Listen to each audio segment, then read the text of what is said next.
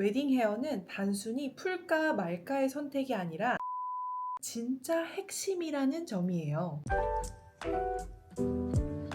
머리를 묶으면 얼굴이 너무 작아 보이는데 풀면 각져 보이고 커 보이는 분들이 있죠. 또 옆광대 때문에 가로폭이 넓어서 높게 묶을 때 제일 예쁜 분들도 있습니다. 나는 평생 이렇게 머리를 묶어야 하나? 이렇게 고민하시는 분들 정말 많아요. 그런데 풀렀을 때도 예뻐 보이려면 내 얼굴형에 맞는 머리 길이와 앞머리, 가르마 방향을 정확히 아는 것이 중요합니다. 오늘은 얼굴이 커 보이는 진짜 이유와 해결 방법까지 끝까지 시청하시면 진짜 꿀팁 가져가실 거예요. 자, 그럼 시작해볼까요? 1번은 긴 얼굴형입니다. 긴 얼굴형이신 분들은 헤어의 가로 볼륨이 정말 중요합니다. 머리를 위로만 올리면 길이가 더 부각되기 때문에 옆 라인을 살려서 얼굴 폭을 보완하는 게 핵심이에요. 양옆에 자연스럽게 흘러내리는 옆머리를 두고 묶는 위치는 너무 높지 않게 중간 정도 미들번이 좋습니다. 여기에 귀걸이를 활용하면 중안부를 끊어주면서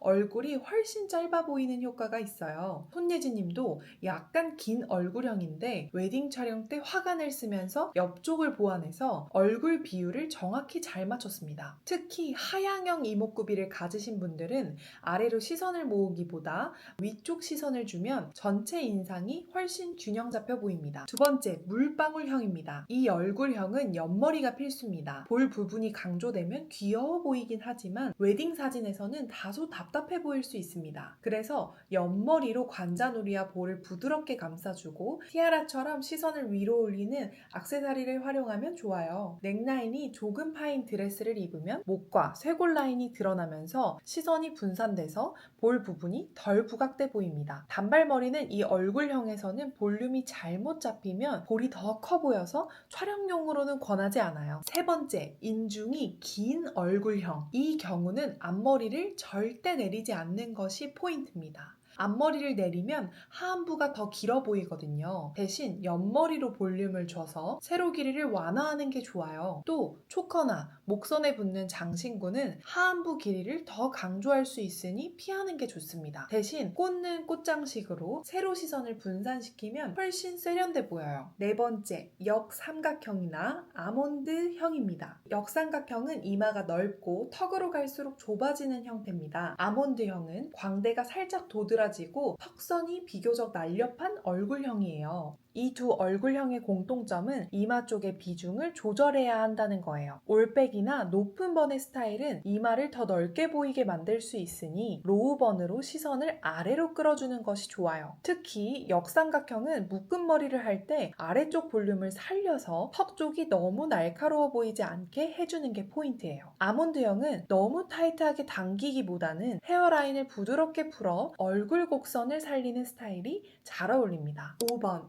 두상이 납작한 경우입니다. 이건 얼굴형과 상관없이 웨딩 사진에서 꽤 티가 나는 부분입니다. 묶는 위치를 살짝 올리거나 뒤통수 쪽에 볼륨을 넣어 두상을 입체적으로 보이게 하는 게 필수예요. 특히 본식에서는 조명과 각도 때문에 납작한 두상이 더 도드라져 보이니 헤어 디자이너와 꼭 사전에 조율을 하셔야 합니다. 풀고 묶는 단순한 차이가 아니라 시선이 어디로 향하느냐, 볼륨을 어디로 주느냐에 따라 같은 사람도 전혀 다른 인상이 만들어져요. 그래서 저는 웨딩 헤어를 그냥 예쁘게가 아니라 본인에게 맞게 해야 한다고 꼭 설명드려요. 그게 사진, 영상, 그리고 실물에서 모두 만족할 수 있는 진짜 비결입니다. 결혼식은 하루지만 사진은 평생 남으니까요. 그래서 웨딩 헤어를 고를 때는 유행이나 취향만 보지 말고 내 얼굴형과 두상을 아는 것이 정말 중요하다는 걸 꼭 기억하세요. 지금까지 얼굴형과 두상에 맞춘 웨딩 헤어스타일 팁을 알려드렸는데요. 오늘 영상이 도움이 되셨다면